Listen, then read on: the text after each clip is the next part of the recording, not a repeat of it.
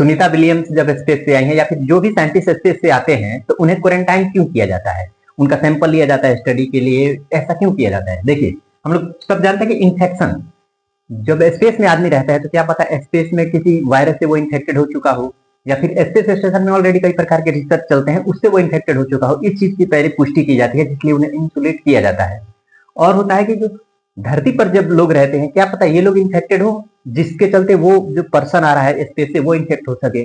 जैसे कि कोविड आया था धरती पे, जो लोग स्पेस पे थे उनके लिए तो कोविड था नहीं, कोविड था उनके लिए नहीं था, तो वो भी इन्फेक्टेड हो सकते थे। इन सब चीजों के लिए उन्हें क्वारंटाइन किया जाता है ताकि वो पहले हमारे एटमॉस्फेयर में वो अडॉप्ट हो सके। उसके बाद आता है ग्रेविटी का एक अलग ही इफेक्ट होता है। देखिए, ग्रेविटी हमारी बॉडी पे जब पड़ती है तो हमारी बॉडी अलग ही रिएक्ट करती है। जब स्पेस में रहते हैं वहाँ जीरो ग्रेविटी होता है, ग्रेविटी होती ही नहीं। हाथ ऐसे करके खड़े हैं, दिन भर खड़े रहेंगे, कोई दर्द नहीं होगा। खड़े हैं, पैर में कोई दर्द नहीं होगा। धरती पे खड़े हैं तो पैर में दर्द होगा, ऐसे हाथ करेंगे तो शोल्डर में पेन आएगा। क्यों? क्योंकि जब हाथ ऊपर करेंगे तो इसका एक सेल्फ वेट होगा जो शोल्डर पे आएगा, और जब शोल्डर पे आएगा तो पेन होगा किसमें? हमारे बॉडी में पेन होगा। दिन भर खड़ा रहेंगे तो हमारे पैरों में दर्द होगा, क्योंकि हमारी बॉडी के सेल्फ वेट हमारे पैर पे जाएगा तो हड्डियों में दर्द आने लगेगा। और वहां पे ये नहीं होता है, जीरो ग्रेविटी में रहेंगे, किसी चीज का मास होगा लेकिन वेट नहीं होगा। वेट कब आता है? जब ग्रेविटी लगती है, तो वहां पे दर्द होगा ही।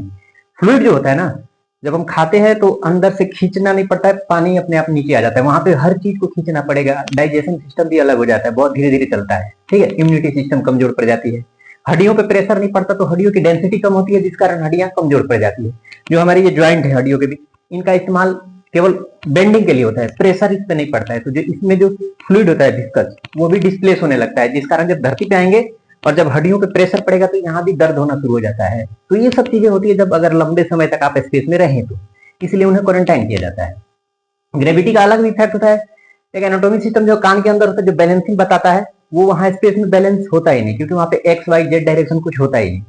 किसी भी चीज का वर्टिकल और हॉरिजॉन्टल पोजीशन कब होता है? जब एक कोई सेंटर ऑफ ग्रेविटी हो, जिसके अगेंस्ट आप खड़े हो तो वर्टिकल कहलाएंगे, लेट गए तो हॉरिजॉन्टल कहलाएंगे। लेकिन अर्थ में कुछ नहीं होता, आप सॉरी स्पेस में कुछ नहीं होता। ऐसे अगर आप जाए दीवार में चिपक गए, ऐसे ही चिपक करेंगे, ऐसे ही सो जाएंगे, क्योंकि वहां पे मास का कोई डायरेक्शन वेट का जो आता है वो असर नहीं आता है, सेम एकदम खड़ा रहेंगे। मास है, मास चिपक गया, बात खत्म। ग्रेविटी किधर भी खींच नहीं रही तो वेट इफेक्ट नहीं होता है, तो हमें कोई भी प्रेशर फील नहीं होता है, आराम से सो जाएंगे। ये पेन है, इस पेन को यहाँ रखेंगे तो यहीं टीका रह जाएगा। वहां पे एक और बात आती है कि जो बॉडी का जो है ना वजन उठाने की क्षमता भी नहीं रहती है वहां पे। जैसे ये मार्कर है, इस मार्कर को उठा के यहाँ रखेंगे, स्पेस में यही रुका रह जाता है, ठीक है। और यहाँ पे ऐसे उठाए हैं तो ग्रेविटी के अगेंस्ट उठा रहे हैं, इसमें कुछ वेट आ रहा है, उस वेट को हम उठा रहे हैं तो हमें बॉडी में दर्द आएगा। जब लंबे समय से स्पेस से आएंगे ना तो केवल हाथ उठाने में उन्हें तकलीफ होगी, क्योंकि अगेंस्ट ग्रेविटी वर्क कर रहे हैं, उन्हें लगेगा यार बहुत ताकत लग रहा है हाथ उठाने में, है ना। जैसे 1 किलो का वजन उठाएंगे तो उनके लिए 1000 किलो का वजन होगा, क्योंकि वहां पे तो वजन उठाना ही नहीं रहता, ग्रेविटी है नहीं, आसानी से उठ जाता है। और यहाँ ताकत लगानी पड़ती है, जब ताकत लगाएंगे तो लगेगा कि यार हाँ। तो ये सब चीजें एडॉप्ट करते हैं वो लोग। खड़ा भी होंगे तो अंदर का एटॉमिक सिस्टम बताएगा अरे यार हाँ वर्टिकल है हम लोग, हॉरिजॉन्टल है, ये सब चीजें स्टडी करनी रहती है उन्हें।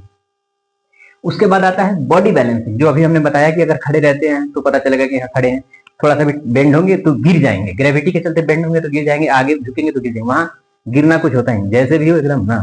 देखोगे कि बाल उनका ऊपर रहता है, जब लाइव आते हैं तो एकदम ऊपर ही रहता है, ठीक है। आंसू आंख से निकल गया तो निकला ही रहता है, पानी मुंह में खींचे यहाँ रोक दिए तो यहीं पे पानी रह जाएगा, अंदर नहीं जाएगा, ठीक है, ना ही पानी नीचे गिरेगा। उसके बाद आता है बायोलॉजिकल रिसर्च। जब लंबे समय तक आप स्पेस में रहते हैं तो आपकी बॉडी में बहुत सारी बदलाव आते हैं, ठीक है ना। क्योंकि नॉर्मली जब हम एक दिन एक रात होता है अर्थ से, तब तक वहां 16 बार दिन रात हो चुका रहता है। तो खाने पीने के तरीके, बहुत सारी चीजें बदल चुकी होती है, जिसके चलते हमारा इम्यूनिटी सिस्टम, बॉडी बदला रहता है। मे भी ब्लड में भी या फिर और चीजें बदल गई हो, इसलिए हर एक चीज का सैंपल ले लेते हैं और उस पर स्टडी करते हैं, ठीक है, ताकि स्पेस में रहने पे बॉडी में क्या क्या चेंजेस आते हैं उनको ये स्टडी कर पाए। स्पेस स्टेशन बनाया ही जाता है कि आप अंतरिक्ष में रहें और वहां से उन चीजों को स्टडी करें, लाइव स्टडी करें, अपनी बॉडी को भी वहां रहने के लिए स्टडी करेंगे। अगर हम बाहर रहते हैं अब से तो हमारे बॉडी पे कैसे कैसे असर होंगे। कई प्रकार के मेडिकल रिसर्च भी चलते हैं वायरस वगैरह के, तो उनसे भी अगर इन्फेक्शन हो गया हो तो उन सब चीजों को भी समझने के लिए उन्हें क्वारंटाइन कर दिया जाता है। 21 दिन 7 दिन एज पर रिक्वायरमेंट वो लोग क्वारंटाइन करते हैं। कोई फिक्स नहीं होता कि भैया इतने दिन के लिए रहना है। आप 24 घंटे के बाद भी वो लोग रिलीज कर सकते हैं अगर आप 2-3 दिन के लिए जाओ तो, है ना। कोई बड़ा साइंस नहीं है, ठीक है। ये छोटी सी जानकारी थी। अगर इसमें कुछ छूटा हो तो आप अपना सुझाव कमेंट में दे सकते हैं, और अगर अच्छा लगा हो तो लाइक करें, शेयर करें और सब्सक्राइब भी करें। Thank you.